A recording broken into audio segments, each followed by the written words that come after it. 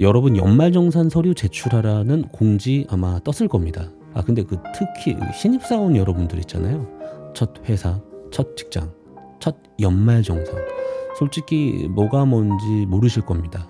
지하철 타고 가다 보면 은행이나 이제 증권 회사들이 ILP 계좌로 절세해라 광고들도 보이고, 인적공제는 어디까지 되는 건지, 부모님 의료비는 누가 공제 받아야 하는 건지, 내가 사는 월세는 어떻게 처리해야 되는 건지, 그냥 회사에서 해주는 대로 냅두면 되겠지 하다가 나중에 분명 나랑 연봉도 같은 동기랑 이제 커피 마시면서 이야기하다가 난도 냈는데 동기는 헌금 많이 받은 거 보고 이거 뭐지 하실 수도 있습니다.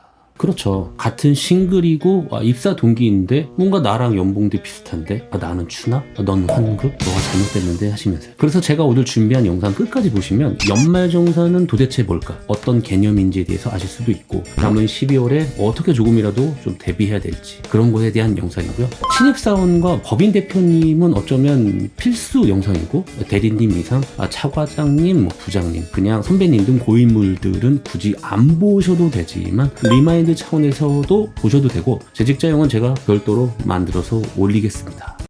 이펙스TV. 자, 연말정산 기본 개념 썸네일을 좀 이렇게 준비해봤는데 이걸 한번 클릭하고 들어오셨을 것 같고, 자 이제 연말정산을 먼저 들어가기 전에 여러분 신입사원분들이 급여 명세서를 딱 받으면 세전급여가 있고 국민연금, 4대 보험을 띄고 소득세, 지방소득세를 원천징수를 하고 차인 지급액이라고 하는 급여를 받게 되겠죠. 실제적으로 지급 총액보다는 적은 금액, 소위 말해서 무엇을 공제하고 받으실 겁니다. 그런 것들을 우리는 기납부세액이라고 합니다. 원천징수 당했다. 그래서 내가 납부를 한 겁니다. 물론 원천징수 의무자라고 하는 회사가 납부를 했지만 근로자 각각 개인이 납부를 연중에 다 하신 거고, 그럼 연말정산은 뭐냐? 연말정산을 해서 정확히 계산한 결정세액이 나오면 결정세액과 기납부세액을 비교해서 결정세액이 내가 기존에 냈던 세금보다 낮게 나왔다. 그러면 더 낸 거잖아요. 그러면 환급 받으시는 거고, 아니다, 결정세액이 더 높게 나왔다. 그러면 세금을 덜 냈기 때문에 더 내시는 일련의 그런 절차와 과정을 연말정산이라고 합니다. 이건 거의 총론이었고 강론으로 하나씩 들어가 보겠습니다. 총급여부터 시작을 합니다. 우리가 이제 총급여, 여기서는 이제 급여 상여, 수당 이런 것들, 법인세에서 인정상여로 판정된 것들에서 비과세 소득을 빼고 나서 근로소득공제까지 빼면 그게 비로소 근로소득이고요. 거기서 우리는 인적공제, 연금, 그리고 건강보험, 그리고 그 밖의 소득공제에서 많이 해당되시는 주택마련 저축이라던가 그리고 신용카드 등 사용 금액에 대해서 공제를 합니다. 그러고 나면 과세표준이 이렇게 나오고요. 과세표준은 뭐냐면 이제서야 우리가 종합소득세율을 적용할 수 있는 거죠. 6%부터 45%까지. 그래서 그렇게 곱하고 나오면 산출세액이 나옵니다. 그거를 납부를 하셔야 되는데 어떤 조세적 목적에 따라서 세액 감면이나 공제를 또 해주고요. 그렇게 되면은 결정세액이 나옵니다. 그래서 아까 제가 말씀드렸던 결정세액, 제대로 연말정산을 일한 과정을 통해서 나온 결정세액과 기중에 우리가 급여를 받으시면서 소득세로 이렇게 간이세액표에 따라서 납부했던 세금과의 총액을 비교해서 더 낼지 아니면 환급을 받을지를 결정하는 겁니다. 결국은 1년 동안의 원천징수액 있잖아요. 우리가 급여 명세서를 통해서 받은 금액과 실제로 연말정산을 통해서 납부할 결정된 근로소득세는 절대 같지가 않다. 근데 이제 이걸 쓰고 나니까 같은 사람이 있죠. 아예 급여가 작아서 간이세액도 안 띄셨던 분들, 소득세를 기준에 납부하지 않으셨던 분들은 실제로 계산을 해보면 납부할 세금도 없기 때문에 원천징수 빵, 실제로 납부할 세액 빵. 그러면 그런 분들은 같겠지만 과세표준에서 최소 15% 이상 부과받으시는 분들은 아마 대부분 같지가 않다. 그래서 연말정산이란 과정이 꼭 필요하다. 자, 그럼 이제 하나씩 강론으로 총급여부터 한번 들어가 보겠습니다. 총급여에서 우리는 비과세 소득을 뺀다 그랬어요. 비과세 소득은 뭐냐? 최근에 이제 기업의 출산 관련 지원금과 종업원 할인 금액에 대한 근로소득 비과세 규정이 들어왔는데, 요것과 관련된 비과세 소득은 자세히 설명하면 요것도 하나의 영상으로 만들 수 있어서 요건 좀 빼도록 하고, 실비 변상적 급여, 복리후생적 급여, 비과세 소득이라고 하는 것 중에 대표적으로 자가운전 보조금이라든가 식대 보조금 이런 것들을 빼겠죠. 그걸 빼고 나서 근로소득 공제라는 이런 공제를 하고 나면 다음 근로소득 금액이 나옵니다. 여기서 이제 실제적으로 우리가 연말정산 하시면서 가족관계 증명서라든가 이런 거 가져오시면서 그게 하나씩 들어가는 게 연말정산 과정인데, 인자공제가 대표적이죠. 인적공제가 기본공제가 1인당 150만 원입니다. 근로자, 본인, 배우자, 생계를 같이 하는 부양가족, 직계, 존속, 비속, 다요. 그리고 형제자매도 가능하고 위탁아동 가능합니다. 추가 공제는 경로 우대자일 경우 70세 이상은 100만 원, 장애인 200만 원, 부녀자 또 한부모는 각각 이렇게 또 공제가 되죠. 인적 공제가 매우 중요합니다. 오류도 많고요. 그래서 요거를 잘 챙겨 보셔야 되고, 그 다음에 우리가 좀 고려해 볼 거는 각종 연금, 4대 보험 같은 공적 연금 보험료를 전액 본인이 부담한 연금이죠. 국민연금, 공무원연금들을 다 공제가 가능하고, 신입사원 여러분들이 좀 챙겨봐야 될 거는 집을 임차하셨으면은 무주택 세대주라면 이제 임차 차입금 원리금 상황의 40%를 공제해주기 때문에 이걸 꼭 챙겨보셔야 되고, 어찌저찌 또 주택을 구매를 하셔서 저당 차입금을 하셨다 그러면 이 차입 시기에 따라서 이 공제 한도에 따라서 공제를 받으실 수 있습니다. 자, 그럼 그 밖에 소득공제, 대표적으로 신입사원 여러분들은 주택마련저축을 좀 챙기셔야 될 것 같고, 총급여 7천만 원 이하인 자가 청약저축 등에 납입한 금액 40%를 공제해줍니다. 그리고 아까 대표님도 좀 보시라고 했는데, 대표님이 8천만 원 이하의 법인 대표자가 노란 우산 공제 납입을 요걸 하시면 요것도 이제 소득금액 분류에 따라서 공제를 해줍니다. 자, 또 많죠. 대표적으로 이제 신용카드. 신용카드는 사용액 합계액을 다 합쳐서 총 금액 25%를 초과하는 부분부터 요 15% 40%까지 공제를 해주고요. 우리 사주 조합 출연금이 있으면 요걸 취득하기 위해서 출연한 금액도 역시 공제를 해줍니다. 요거는 좀 상장 기업들 같은 개념이겠죠. 그리고 요걸 좀 챙겨보셔야 되는 게, 신입사원 여러분들은 청년형 장기 집합 투자 증권저축 급여 8천만 원 이하인 거주자가 납입액에 600만 원 한도로서 40%를 공제하니까 이런 것도 꼭 챙겨보시길 바랍니다. 자, 그렇게 해서 공제를 다 하고 나면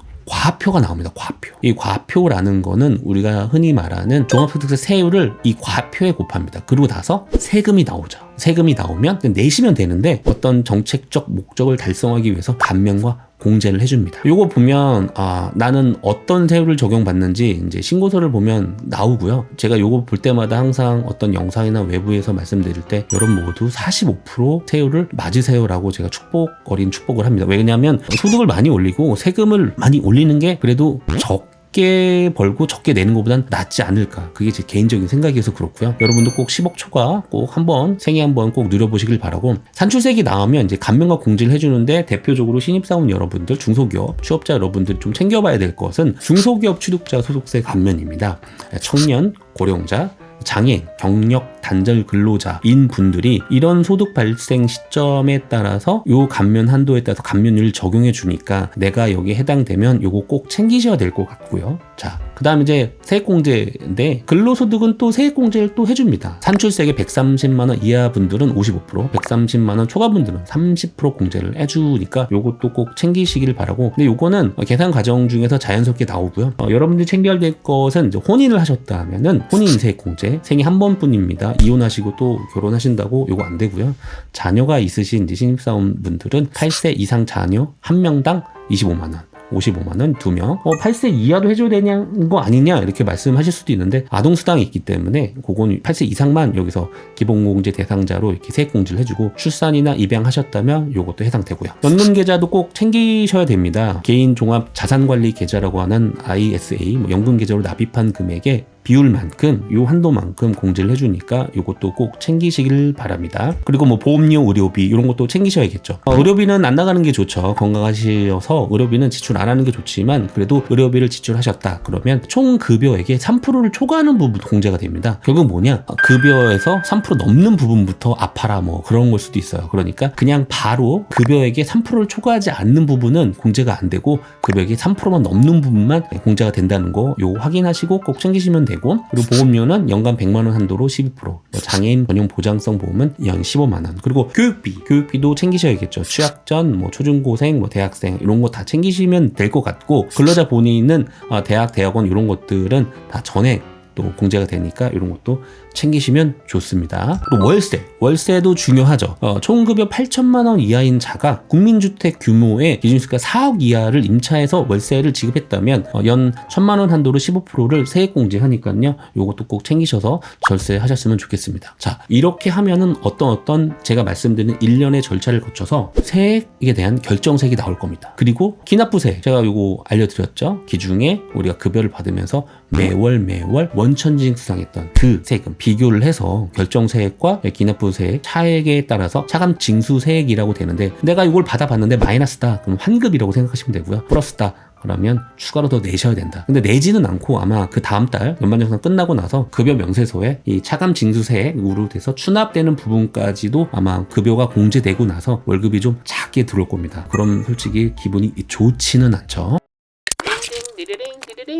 자, 여러 가지 지금 정보를 홈택스나 이런 데서 좀 보내주고 있고 챙겨볼 수 있습니다. 이게 지금 연말정산 미리 보기가 이미 지금 운행되고 있어요. 근로자가 총급여, 각종 공제 항목을 올해 예상액으로 수정하여 미리 계산하는 서비스가 지금 실제적으로 서비스 중이기 때문에 한번 테스트를 한번 해보시고 근로자가 총급여, 각종 공제 항목을 올해 예상액으로 수정하여 미리 계산해보는 서비스입니다. 실제와는 차이가 있을 수는 있으나 그래도 한번 추산해보는 데 의미가 있으니까 이거 꼭 해보시기를 바라고 간소화 자료 일괄 제공 서비스가 지금 운영 중에 있습니다. 회사는 꼭 1월 10일까지 이걸 하셔야 되고 근로자 확인은 1월 15일까지 꼭 하시면 됩니다. 그리고 이후에 이제 내려받아서 일괄 제공으로 편하게 하실 수 있어요. 요거를 꼭 일정에 맞게 회사도 근로자도 동의를 해주시면 좋겠고요. 마지막으로 요약을 한번 살짝 해보기 전에 팁을 살짝 드리면 카드 사용액 연봉 25%를 넘었다 그러면 현금 영수증이나 직불카드, 체크카드를 좀 쓰시는 게 좋고 청약저축 소득공제 이런 거 받으시려면 무주택 확인서가 필요하기 때문에 미리미리 준비를 하시면 좋고요. 연금저축, IRP 납입액 요것도 확인해 보십시오. 올해까지 납입을 하셔야 이게 적용이 되기 때문에 12월 중에 꼭 챙겨보셔야 될 부분인 것 같고 그리고 의료나 어떤 기부 계획이 있으시다면 그것도 12월 안에 하시면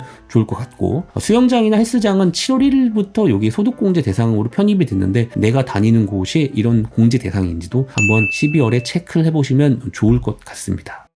홈택스TV 오늘 연말정산 영상 마무리를 짤막하게 한번 해드리겠습니다. 연말정산의 기본 개념은 기존 급여 받으실 때 원천징수 당해서 낸 세금과 연말정산으로 정확히 낸 결정세액과의 차이를 비교해서 추납을 할 건지 환급을 받을 건지를 결정하는 절차이다. 결국 여러분들이 원하는 환급을 극대화하시려면 인적공제 요건 정확히 확인하시면서 공제의 친화적인 소비 패턴 그리고 공제가 가능한 금융상품을 활용하는 겁니다. 다음 영상은 재직자용으로 제가 만든다 그랬잖아요. 올해 연말정산 시 고려할 개정사항들이 좀 있습니다. 그리고 그동안 여러분들이 회사를 다니시면서 연말정산 하시면서 정말 실수 많이 하는 과다공제 유형들 그리고 실수 주의사항들을 알려드릴 예정입니다. 세금은 제가 뭐라 그랬죠? 아는 만큼 절세로 아끼는 거다라고 했습니다. 채널을 구독해 주시면 이런 절세 꿀팁 놓치지 않으시고 바로바로 받아보실 수 있습니다. 감사합니다.